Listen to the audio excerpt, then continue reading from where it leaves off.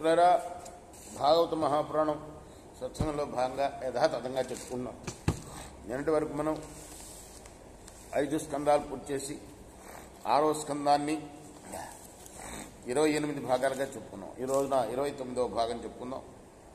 సర్వమునందు ఈశ్వరుని దర్శిస్తూ ఈశ్వరుని శరణ పొంది ఉన్న విష్ణు భక్తులైన మహానుభావుల చరితమును సిద్ధులు, సాధ్యులు, కేచరులు లలిత గీతాలతో గానం చేస్తూ ఉంటారు.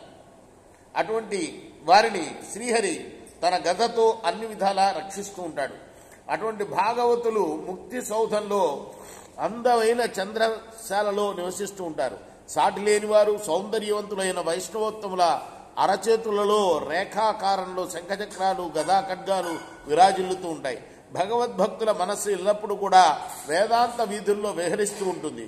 వారు సర్వదా భగవంతుడికి సంబంధించిన ప్రసంగాలే చేస్తూ ఉంటారు. భగవద్భక్తులైన వారు సనక సనందనాది మహాయోగులు అనుభవించే బ్రహ్మానందాన్ని అందుకోగల మహా అదృష్టవంతులు.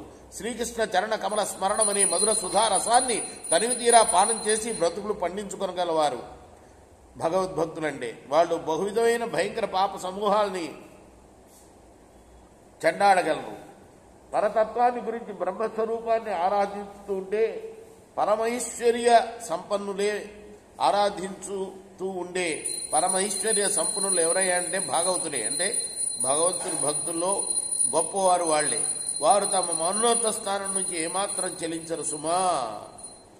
ఇదంతా యమదూతలకి యముడు చెప్తున్నాడనమాట.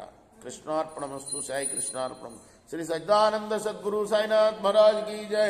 जय गो హారతి గో సద్గురునాథ దేవ సాయి.